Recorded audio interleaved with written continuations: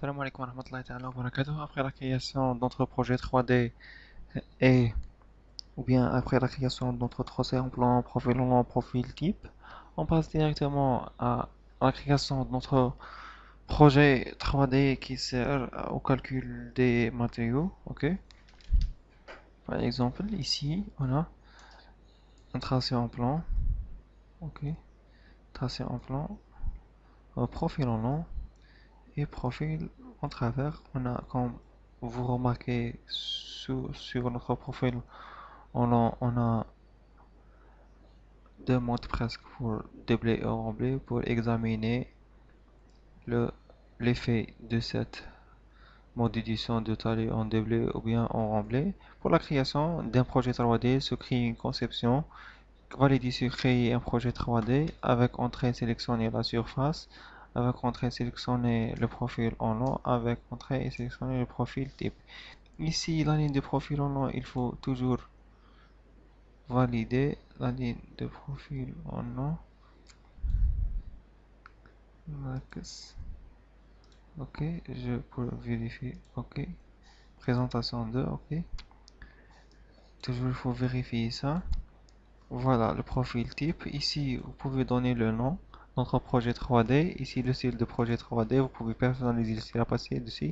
Mais pour ajouter ou bien rendre l'application de le profil type, les éléments de profil type talus remblai.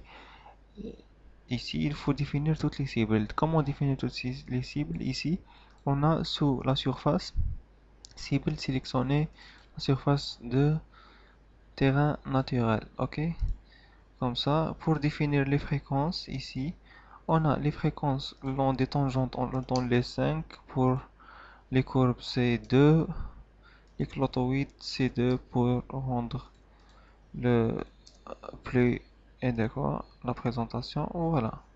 La création de notre projet 3D. Le processus prend temps selon la longueur du projet 3D et la qualité de détail comme les fréquences, c'est-à-dire lorsque vous utilisez,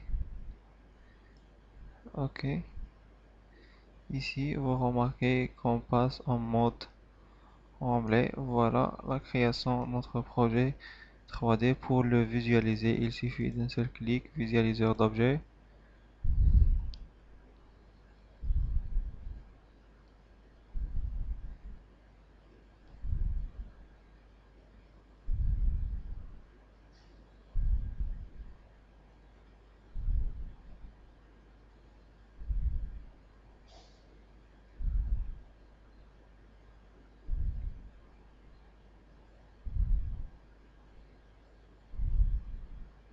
Pour visualiser le projet 3D, voilà,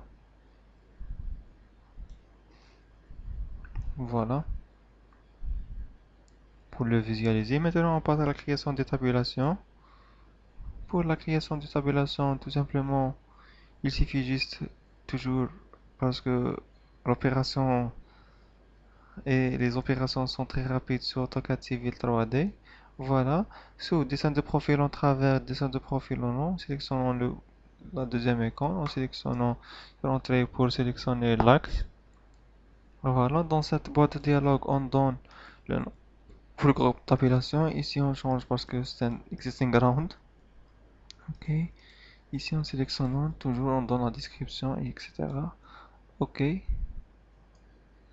Ici, en sélectionnant par intervalle d'abscisse curviligne. Ici, on définit la largeur du côté droit, la largeur du côté gauche.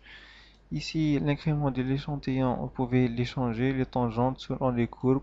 Pour beaucoup plus de précision au niveau des courbes clotoïdes, vous devez modifier ces valeurs et donner des valeurs. Par exemple, au début d'intervalle, vous pouvez créer, vrai, etc. Ici, vous devez juste cliquez Entrée. Quand ça, presque, le processus de la création des tabulations est terminé. Comme ça. Pour visualiser le projet, le profil en travers, ici, sous dessin de profil en travers, dessin de profil en long, sélectionnez, créer un dessin de profil en travers. Dans la boîte de dialogue, sélectionnez le PK par exemple, un seul PK par exemple, au niveau de ce PK par exemple. Voilà. Ici, sélectionnez l'axe, sélectionnez le groupe de tabulation, le groupe né, vous pouvez donner toujours le nom avec la description, le décalage, etc. de côté avec les options de création et les bandes de données, on verra ça après.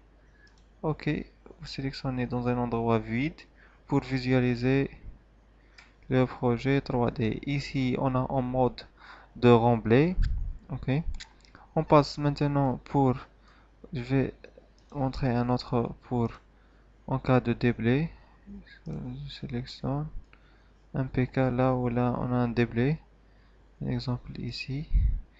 Créer directement un dessin de profil. Ok, à cet endroit, visualiser le mode de déblai. Voilà la ligne. Ok, et voilà terrain latéral. Comme ça, presque, on a terminé cette partie de formation AutoCAD Civil 3.